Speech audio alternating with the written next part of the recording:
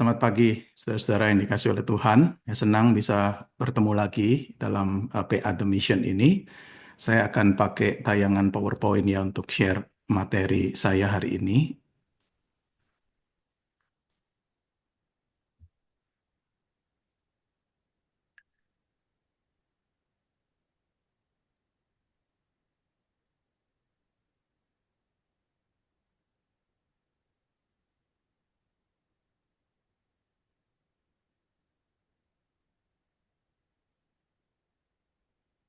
Oke, baik. Ya, beberapa waktu ini saya membaca beberapa buku terkait dengan topik tentang weakness, ya, kelemahan. Nah, salah satu buku yang saya baca itu judulnya saya pinjam ya untuk PA kita hari ini, The Good Gift of Weakness. Jadi melihat weakness itu sebagai satu gift yang baik. Tentu gift yang dimaksud di sini adalah gift dari Tuhan. Ya, nah, banyak hal yang saya dapatkan melalui buku-buku itu, khususnya melalui buku yang judul yang saya pakai ini, The Good Gift of Weakness, dan saya terinspirasi dan belajar banyak dari buku itu, dan saya ingin sharing sebagian, eh, tidak persis sama, tetapi saya ingin mengambil beberapa bagian dari buku itu yang kemudian saya coba kombinasi dengan apa yang saya pelajari dari firman Tuhan dan saya ingin sharingkan. Jadi kita akan belajar ini dua seri ya rekan-rekan. Jadi kita akan belajar seri yang pertama ini eh, bagian pertama part 1 dulu hari ini dan kita akan lanjutkan minggu depan dengan part 2-nya ya. Ada firman Tuhan yang akan menjadi dasar untuk pembelajaran kita hari ini terambil dari Roma 11 ayat 36. Ya, Roma 11 ayat 36. Sebab segala sesuatu adalah dari Dia, oleh Dia, dan kepada Dia.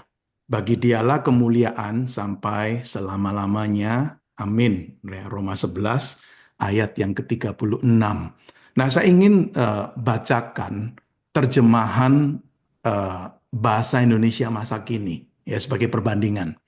Jadi ini kalau Roma 11:36 yang saya cantumkan ini adalah dari terjemahan baru edisi yang kedua. Saya ingin perbandingkan dengan Alkitab bahasa Indonesia masa kini yang lebih bebas sifatnya. Di sana diterjemahkan seperti ini di Roma 11 ayat 36. Allah yang menciptakan segala sesuatu, semuanya berasal dari Allah dan adalah untuk Allah. Terpujilah Allah untuk selama-lamanya. Amin. Ya, jadi ini terjemahan bahasa Indonesia masa kini. Ya. Nah, saudara, jujur saja, kalau kita disuruh memilih untuk berbicara mengenai weakness, kelemahan, atau berbicara mengenai strength, kekuatan, saya merasa bahwa orang lebih suka bicara tentang strength daripada bicara tentang weakness. Bila kata weakness itu bukanlah kata yang mungkin terdengar menyenangkan bagi sebagian orang. Karena umumnya weakness itu dikaitkan dengan nuansa sepertinya direndahkan, dihina, dikalahkan, gagal, malu, ingin menyembunyikan diri kita dari kegagalan atau kekurangan itu.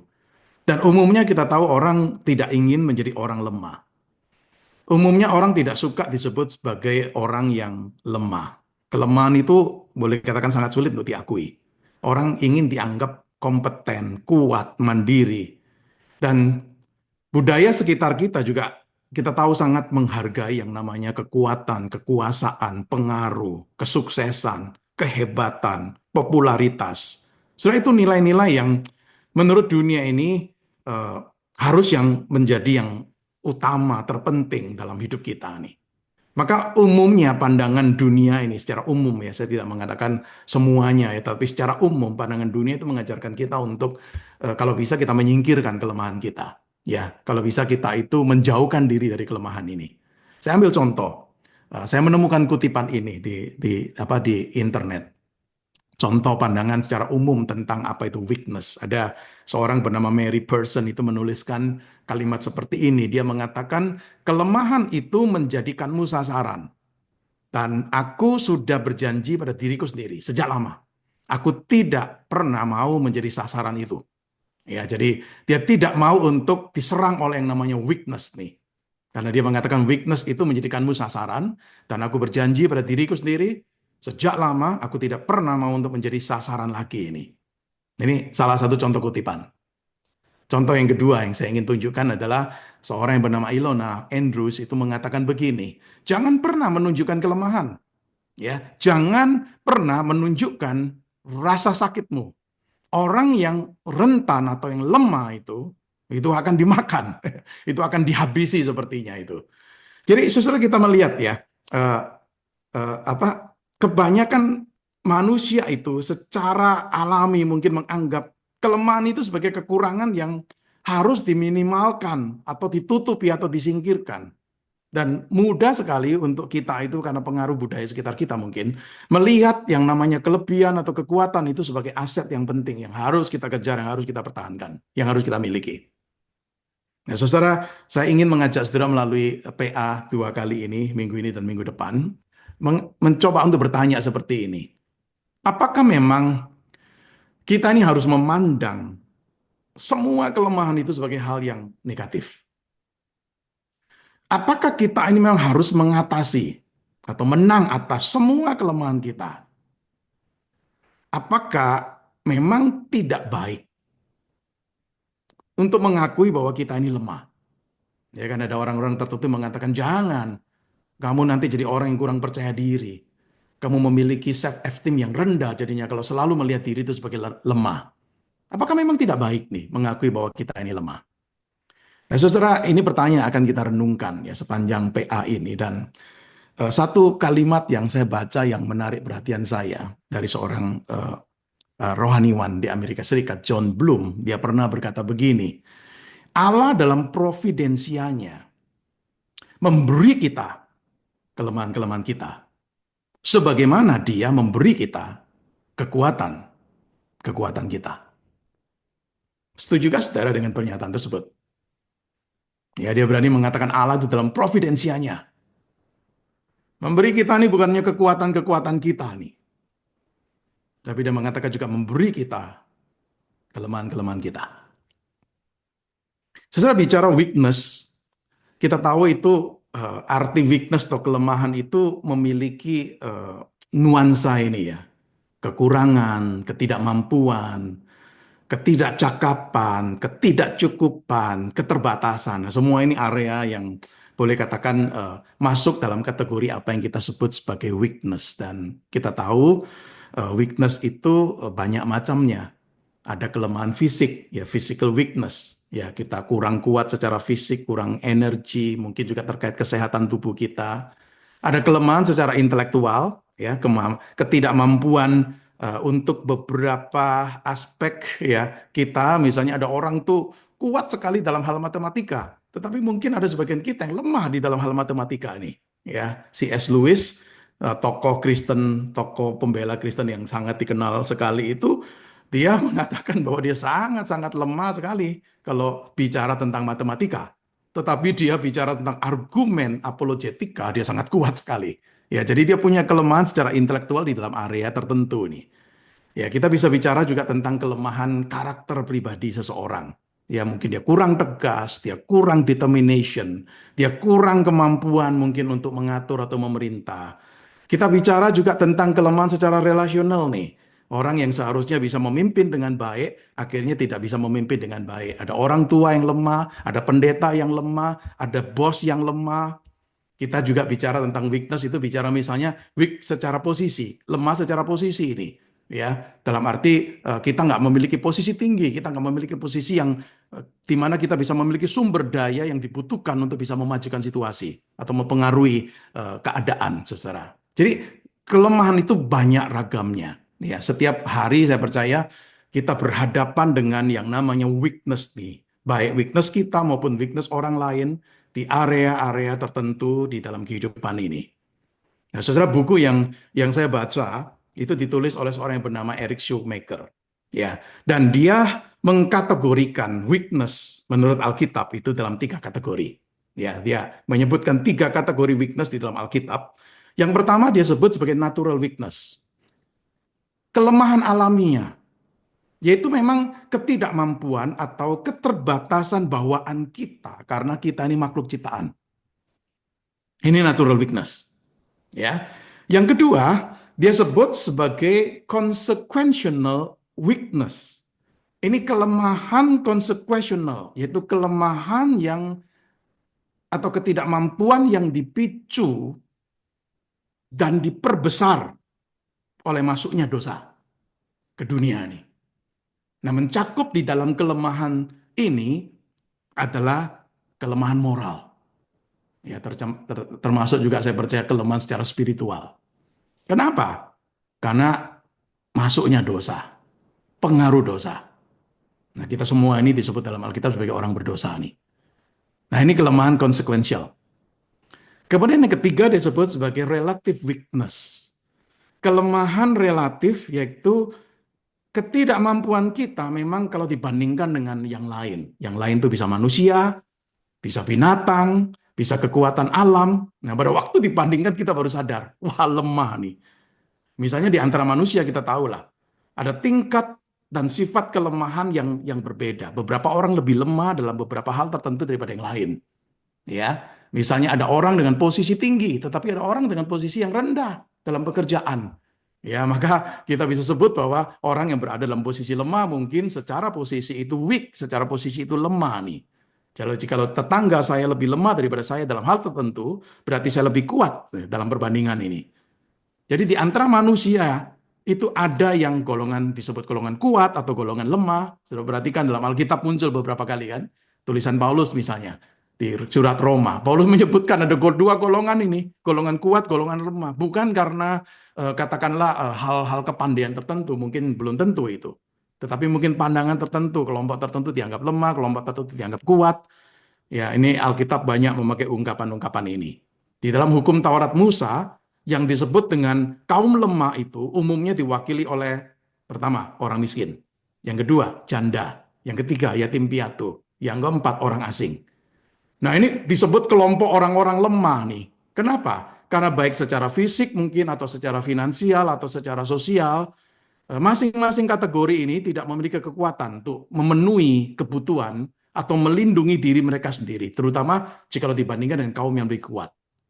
Nah, hal ini membuat kelompok-kelompok orang ini, orang miskin, janda, yatim piatu, orang asing, itu rentan terhadap apa yang namanya penindasan, eksploitasi, penderitaan, ketidakadilan, dan sebagainya. Nah, itu masuk di dalam kategori apa yang disebut oleh Eric Schumacher itu sebagai relative weakness nih. Ya, jadi weakness kalau dibandingkan dengan orang lain. Bandingkan dengan binatang tertentu mungkin kita kalah kuatnya nih. Kita gampang menjadi mangsa dari binatang itu. Nah, kita disebut dalam kaitan dengan itu kita lemah nih. Ya. Nah, Saudara, kita akan melihat hari ini secara khusus di bagian pertama ini mengajak saudara untuk melihat yang kategori pertama tadi, natural weakness. Ya, dan ini menjadi satu cermin untuk kemudian kita pakai untuk melihat diri kita dan kemudian nanti minggu depan kita akan kaitkan dengan dua kategori yang lain ini, yaitu consequential weakness, kelemahan karena memang kita orang berdosa dengan kelemahan secara relatif ini. Tapi saya ingin untuk hari ini melihat dulu yang kategori pertama ini, yaitu kelemahan manusia.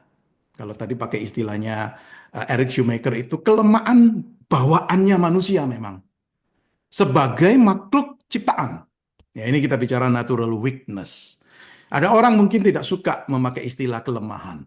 Ada orang mungkin lebih suka memakai istilah misalnya keterbatasan, ya limitation atau finitude. Ya, jadi mereka tidak mau pakai istilah kelemahan. Tetapi bagaimanapun kita melihat, saudara, ini kita bisa sebut kategori sebagai kelemahan juga. Ya, mari kita melihat ini dan khususnya kita akan menyoroti dari apa yang dinyatakan tentang manusia menurut Kejadian pasal 1 dan pasal 2. Sudah tahu Kejadian pasal 1, pasal 2 itu adalah kisah penciptaan. Ya, salah satu yang diciptakan adalah manusia. Sudah apa yang kita bisa pelajari tentang manusia itu? Berdasarkan kisah penciptaan di Kejadian 1 dan 2 ini. Ya, nah ini akan jadi porsi pembahasan kita hari ini. Saudara sering mendengar kalimat ini. Orang mengatakan ada perbedaan besar antara sang pencipta dan ciptaan. Ya, Ada qualitative difference, ada perbedaan kualitatif antara pencipta dan ciptaan. Saya percaya kita semua setuju. Kalau dibedakan jelas sekali. Kita sebagai manusia itu lemah dan dia pencipta itu kuat. Nah, pada waktu kita membaca Alkitab di Kejadian pasal 1, setelah kita melihat dengan jelas sekali Alkitab itu dibuka atau dimulai dengan penegasan kepada kita bahwa Allah dan hanya Allah yang tidak lemah. Ya, hanya Allah yang tidak lemah. Pada mulanya Allah itu sudah ada. Dia tidak memiliki permulaan, ya. Dia selalu ada. Tidak ada yang menciptakan Allah, justru dia adalah pencipta. Itu Kejadian pasal 1 ayat 1. Ya, pada mulanya Allah menciptakan langit dan bumi. Jadi keberadaan Allah baik masa lalu, sekarang, masa depan itu tidak tergantung pada apapun. Dia tidak bergantung pada apapun, tidak ada yang memulai, tidak ada yang menopangnya. Dia tidak memiliki kebutuhan, kelemahan, kerentanan. Tidak ada yang bisa mengakhiri eksistensi Allah. Dia ada. Nah, saudara, ini jelas tidak berlaku untuk yang lain yang adalah ciptaan. Tidak berlaku bagi siapa atau apapun yang lain yang adalah ciptaan. Maka oleh sebab itu, kita bisa mengambil kesimpulan begini. Setiap makhluk ciptaan yang jelas bukan Allah, itu memiliki yang disebut kelemahan yang tidak bisa dihindari. Paling tidak, satu kelemahan yang sangat jelas sekali adalah yang namanya ciptaan itu tidak dapat eksis atau terus eksis kalau itu bukan kehendak dari Allah. Maka setiap makhluk ciptaan itu pada dasarnya rentan. Dia bisa berhenti eksis kapan saja jikalau Allah itu menghendakinya. Dan makhluk ciptaan ini tidak bisa melakukan apapun untuk mencegah misalnya kematian. Nggak bisa. Jadi saudara, ini kategori pertama, kelemahan kita. Ya. Nah, ingat ketika Allah menciptakan dunia dan segala isinya ini. Saudara lihat berulang kali disebutkan Allah melihat semuanya baik. Ya, semuanya baik. Berarti termasuk makhluk ciptaan yang punya kelemahan. Itu pun dilihat sebagai sesuatu yang baik. Jadi saudara, Allah menciptakan kita manusia itu lemah. Dan segala sesuatu yang diciptakan Allah itu baik. Sebelum dosa dan kematian masuk ke dunia, kelemahan sudah ada. Weakness itu sudah ada dan itu bukan akibat kejatuhan. Nah, ini kita bicara natural weakness ya. Kita belum bicara consequential weakness. Jadi sebelum manusia jatuh dalam dosa pun, sudah ada kelemahan ini. Karena memang manusia itu adalah makhluk ciptaan. Saudara, kisah penciptaan di Kejadian 1 dan 2, saya percaya bukan sekedar cuma memberitahu kita. Ini loh dulunya Allah menciptakan. Tapi saya percaya kisah penciptaan itu ditaruh di bagian awal dari Alkitab kita, kitab Kejadian. Itu punya maksud untuk semua pembacanya, khususnya kita orang-orang percaya yang percaya pada Allah dan memiliki kitab suci ini. Kita membacanya, kita melihat itu sebagai cermin untuk kita melihat diri kita sendiri sebagai makhluk ciptaan. Dan fakta kelemahan sebagai makhluk ciptaan itu terlihat dari beberapa hal ini. Yang pertama, kita ini bergantung sepenuhnya pada Allah untuk kehadiran dan eksistensi kita sebagai manusia. Siapa kita ini di luar Allah? Sederhananya jelas sekali, di luar Allah kita tidak ada. Di luar kehendak Allah kita tidak akan eksis nih. Nah, Kejadian 1-2 itu kisah penciptaan. Salah satu yang diciptakan adalah manusia nih. Maka di Kejadian 1 ayat 6 berfirmanlah Allah, baiklah kita menjadikan manusia. Daud itu pernah berkata begini di Mazmur 139. Aku bersyukur kepadamu sebab aku dijadikan dengan dahsyat dan ajaib. Ini pengakuan dari Daud nih. Dia adalah makhluk ciptaan yang dijadikan dengan dahsyat dan ajaib nih. Sudah berarti kehadiran manusia di dunia ciptaan itu dimulai dan terus berlanjut hanya melalui kehendak dan pekerjaan Allah. Kejadian 2 ayat 7 berkata begini, Tuhan Allah membentuk manusia itu dari debu tanah. Sudah tidak peduli bagaimana tempatnya kita di dalam rancangan Allah ini. Kita perlu sadar, kita ini cuma debu. Artinya kegunaan dan pencapaian prestasi kita itu sesungguhnya tidak bergantung pada siapa kita. Kenapa? Karena kita semua ini debu. Sudah kalau kita membaca di dalam Alkitab, istilah debu itu eh, melambangkan beberapa hal. Ada bagian Alkitab yang menunjukkan debu itu melambangkan status yang rendah. Ada bagian Alkitab menunjukkan debu tanah itu melambangkan kehinaan, kemiskinan. Ada bagian Alkitab menunjukkan debu itu adalah melambangkan kematian. Nah ini manusia. So, artinya ketika dituliskan di Kejadian pasal 2 ayat ke-7 bahwa manusia diciptakan dari debu tanah, itu mau menunjukkan dengan jelas itu loh yang namanya manusia. Ya, namanya weakness, kelemahan dari manusia itu adalah di sini nih. Jadi Allah menciptakan kita manusia dari debu tanah. Saya percaya dengan satu tujuan untuk mengajar manusia itu agar berjalan bersamanya dengan rendah hati. Saudara, bagaimana debu itu bisa menjadi hidup? Ya, kalau sudah baca Kejadian 2 ayat yang ke-7 jelas sekali Allah mengembuskan nafas itu ke dalam hidungnya. Demikianlah manusia itu menjadi makhluk hidup. Artinya kalau Allah tidak berbuat sesuatu, ini coba debu tanah yang seperti mayat yang tidak bernyawa. Sepertinya begitu. Tetapi Allah itu memberikan kehidupan ini. Saudara, keadaan sebagai debu atau status dari debu ini bukan sesuatu yang dihina oleh Allah loh. Saya ambil contoh. Ada satu ayat di dalam Mazmur itu bunyinya seperti ini. Mazmur 103, 13, 14. Yang mungkin pernah kita baca juga. Seperti Bapak sayang beranak-anaknya, demikian Tuhan sayang berorang-orang yang takut akan Dia. Sebab Dia tahu dari apa kita dibentuk. Dia ingat bahwa kita ini debu. Sudah bagi saya ini kalimatnya sangat menarik sekali. Tuhan gak menghina kelemahan kita sebagai debu nih. Justru karena Dia tahu kita ini debu, Dia menyatakan kasih sayangnya atau compassion-nya. Bahasa Inggris menerjemahkan Tuhan itu punya compassion, ya, kasih sayang, belas kasihan kepada kita. Wow, bagi saya ini luar biasa. Tuhan nggak menghina kekurangan kelemahan kita hanya karena kita ini debu. Tapi justru di sana terlihat perhatian, kasih sayang, dan compassion dari Allah. Jadi sudah kehadiran kita, eksistensi kita itu bergantung sepenuhnya kepada Allah nih.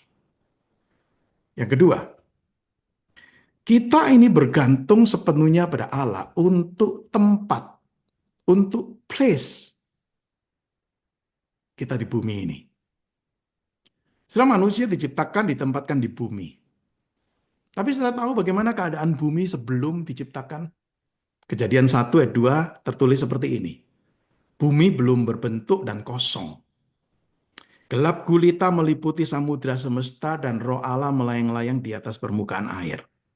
Sudah banyak perdebatan ya tentang maksud dari ayat ini ya. Saudara, kita tidak akan membahas itu, tetapi yang jelas adalah itulah kondisi sebelum Allah menciptakan atau memberi kehidupan. Artinya itu kondisi yang tidak akan mendukung kehidupan. Kalau Allah tidak melakukan sesuatu untuk bumi yang dikatakan belum berbentuk dan kosong itu, maka tidak akan ada kehidupan. Maka kemudian kita lihat di Kejadian pasal 1, setelah ayat yang kedua, Allah menciptakan itu. Ya, tempat lingkungan yang tidak hanya eksis ada, tetapi juga bisa flourishing, berkembang. Dia menciptakan, menghadirkan terang, ya, menciptakan lautan, daratan, membentuk langit cakrawala, menumbuhkan tumbuhan dari tanah kering, memerintahkan benda-benda angkasa ya untuk menerangi, menguasai siang dan malam. Kemudian setelah tempat itu siap, baru diisi dengan makhluk hidup yang diberikan. Dari binatang sampai kepada puncaknya manusia. Jadi saudara, kita melihat Allah itu menyediakan tempat. sebuah tempat nih di bumi ini. Dan secara khusus dalam lokasi dalam Kejadian pasal yang kedua itu adalah di Kejadian 2 ayat yang ke-8, Allah membuat taman di Eden di timur, di sanalah dia menempatkan manusia yang dibentuknya. Itu Kejadian 2 ayat yang ke-8. Maksudnya itu tempat yang kita nggak tahu, karena kita nggak pernah hidup di tempat itu, kita nggak tahu. Tetapi tampaknya menggambarkan tempat yang indah, penuh dengan pepohonan yang indah, menghasilkan buah yang baik, dialiri sungai yang mengalir, dan sebagainya, saudara. Tetapi saya percaya tempat itu jadi berkat bukan sekedar cuma karena itu tempat yang disediakan Allah. Tapi kalau kita melihat, tempat itu indah dan baik, karena Allah juga hadir di sana. Allah itu berjalan bersama umatnya ini. Ini luar biasa. Tuhan bukan yang sediakan tempat, tetapi dia juga menjadi tempat bagi kita untuk hidup bersekutu bersama dengan dia. Itu yang dialami oleh Adam dan Hawa. Jadi saudara, hidup bersama Allah itu bukan kemewahan, bukan bonus. Itulah rancangan dari Allah dari sejak semula. Sebab terlepas dari Allah, tidak akan ada yang namanya kehidupan. Maka hidup bersama Allah itu sebuah kebutuhan. Dan itu juga adalah sebuah anugerah. Kalau Allah tidak memberikan dirinya kepada kita, kita tidak akan bisa memiliki dia. Kita bukanlah yang menjadikan bisa hidup bersama dengan Allah dari sejak semula. Dia yang memberikan dirinya untuk kita. Kita bukan yang bisa menjadikan hidup kita bersama dengan Allah nih di masa sekarang ini. Tetapi dia turun kepada kita dalam memberikan anugerah cuma-cuma ini.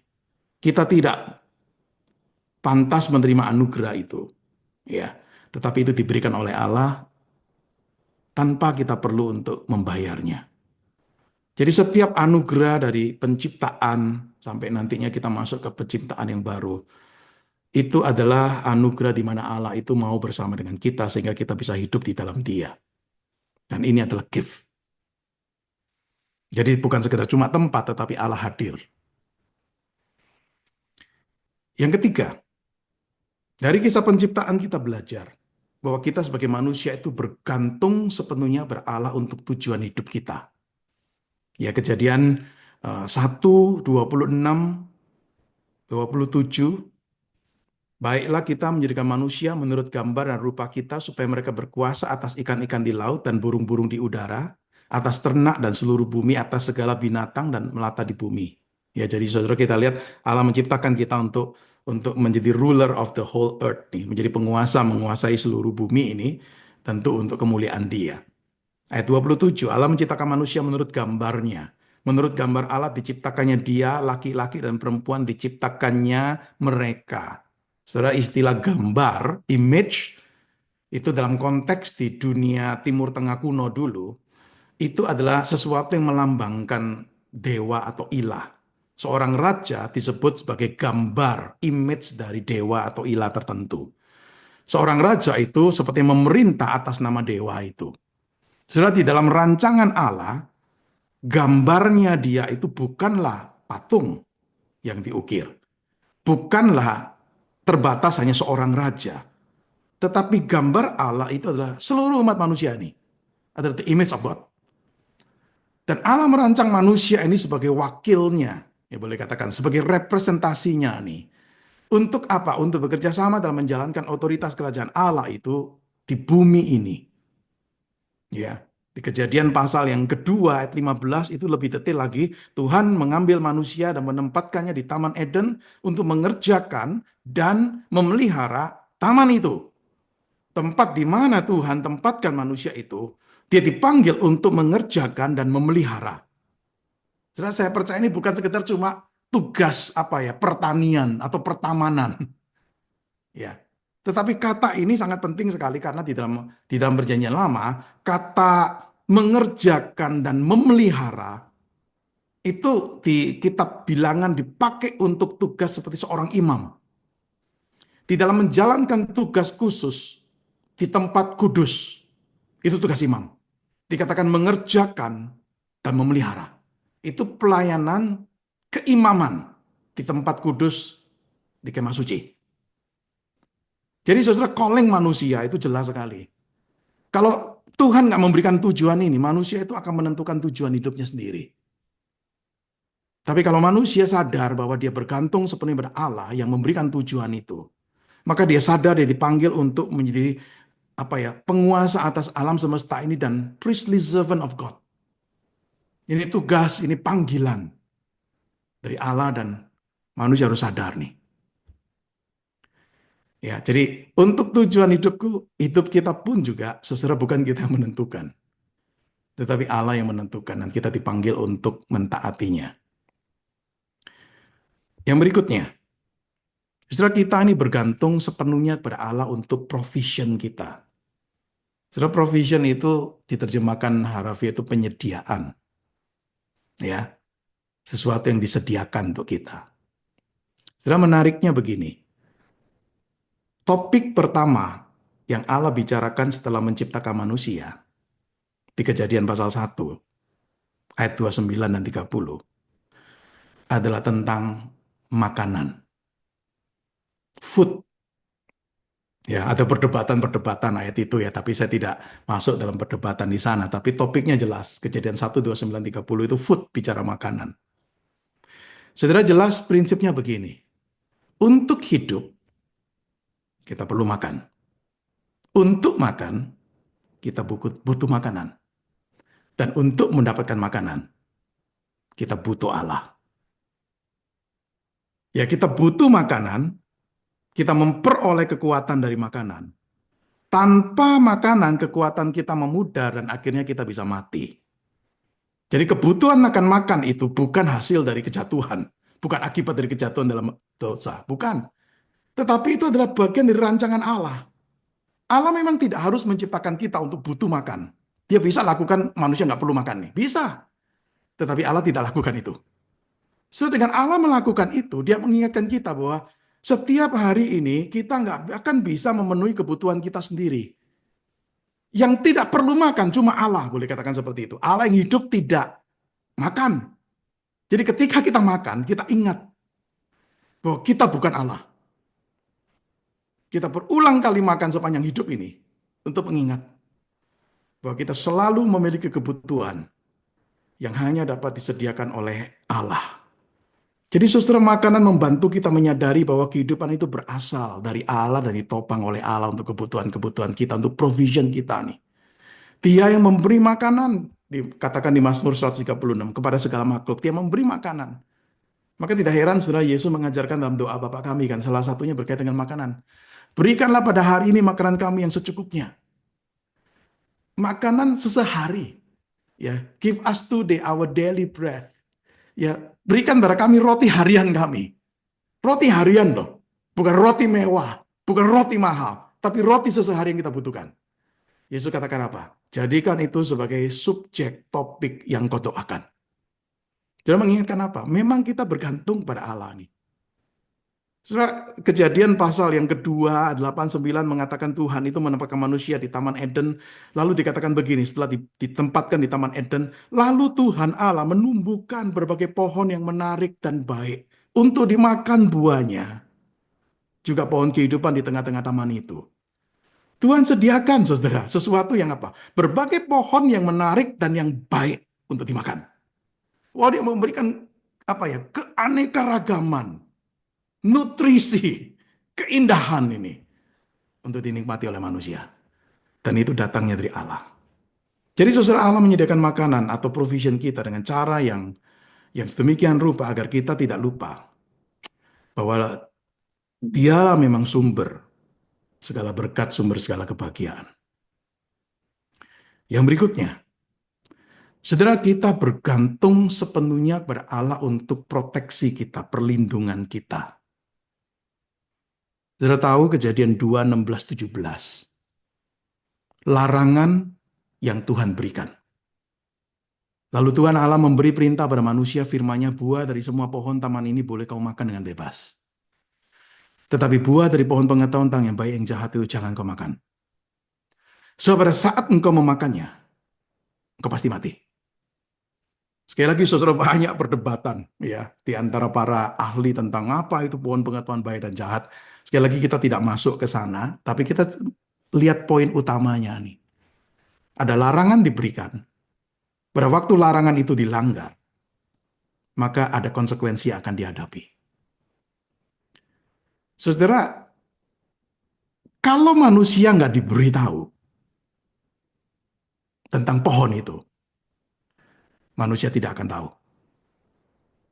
Artinya begini, setelah manusia pertama, Adam, ya, nggak memiliki cara untuk mengetahui pohon mana yang aman dan pohon mana yang mengancam jiwa, kecuali Allah memberitahu dia.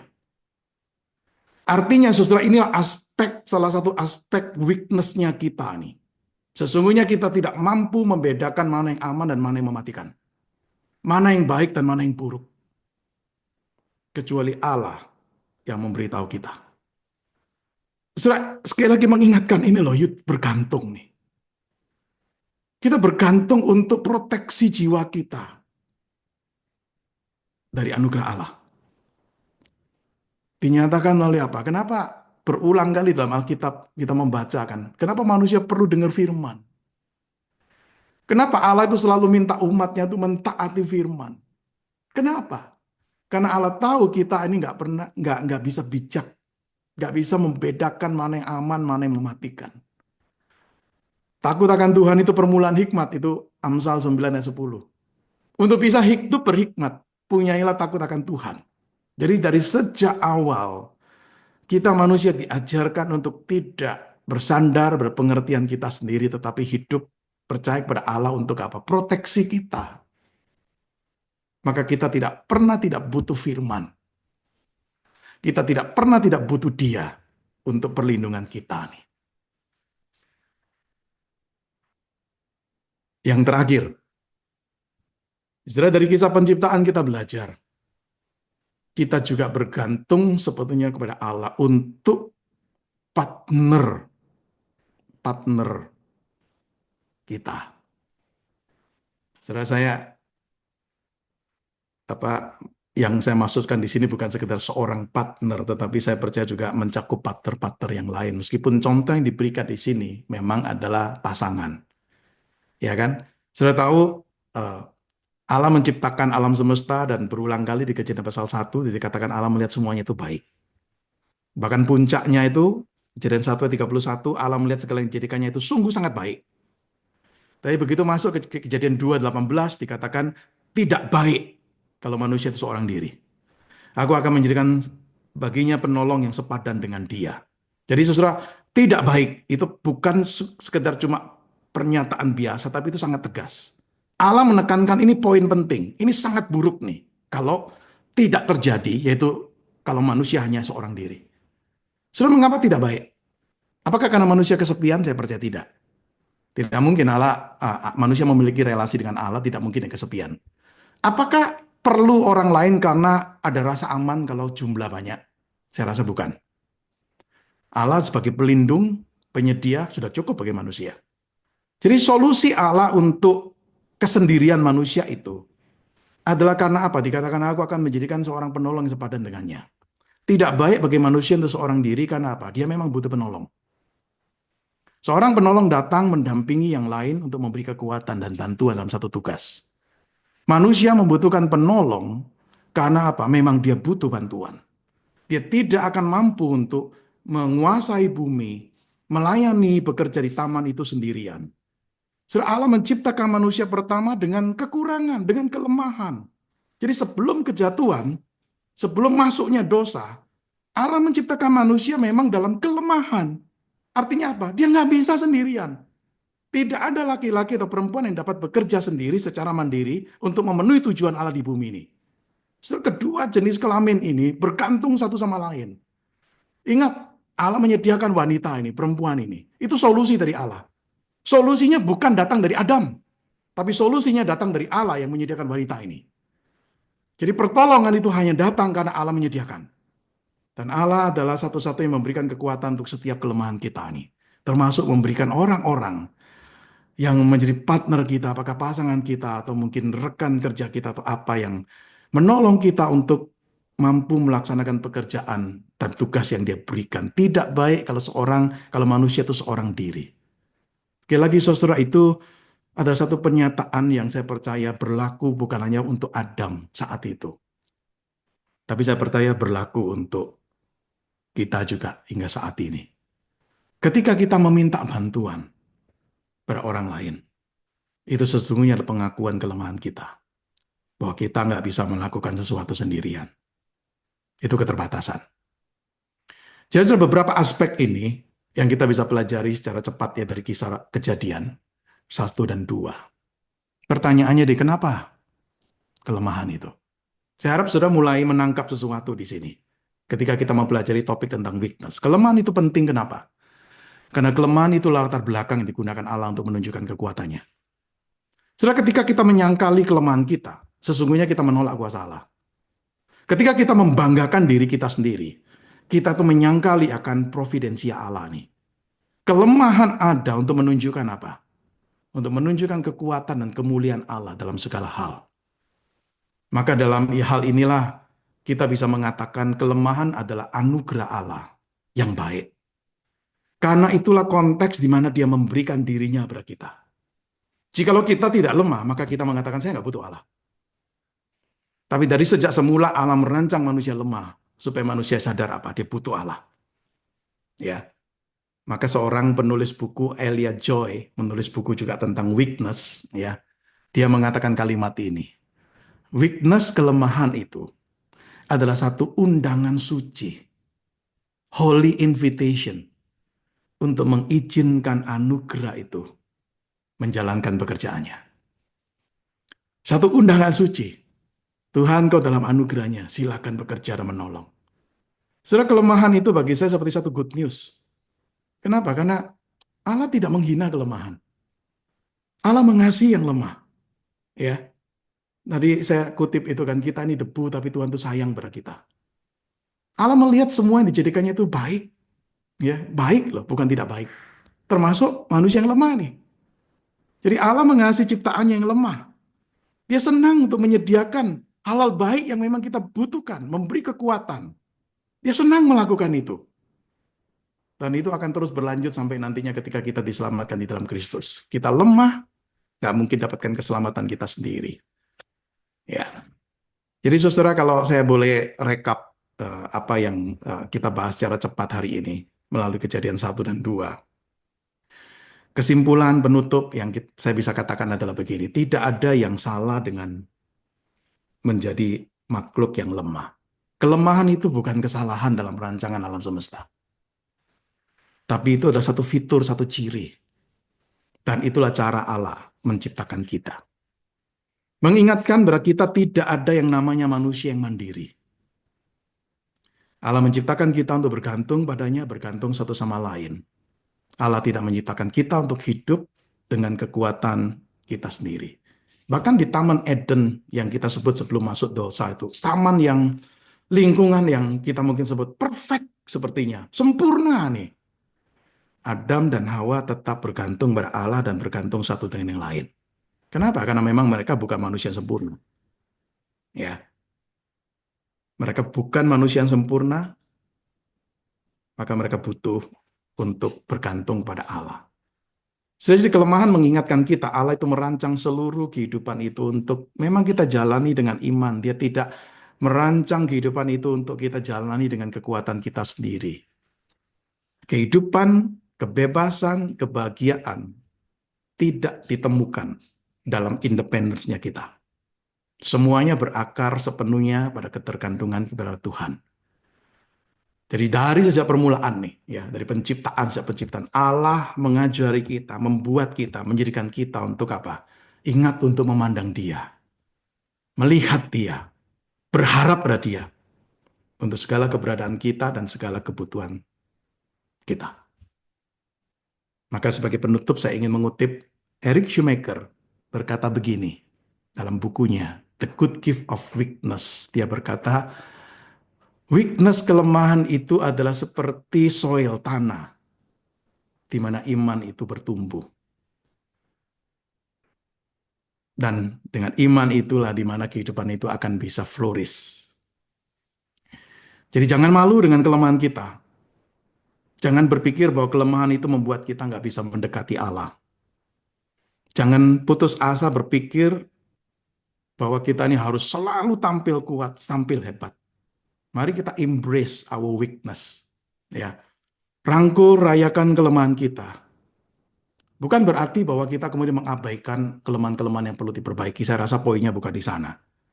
Tapi dari apa yang kita belajar tentang natural weakness ini, kita harus mensyukuri kalau kita diciptakan sebagai makhluk ciptaan yang lemah. Karena memang itu rancangan Allah. Lagu anak-anak yang terkenal, Jesus Love Me, This I Know. For the Bible tell me so. Little ones to him belong. They are weak, but he is strong. Itu pengingatan yang baik untuk kita. Baik, saya berhenti sampai di sini untuk part 1 ini. Nanti minggu depan saya akan lanjutkan.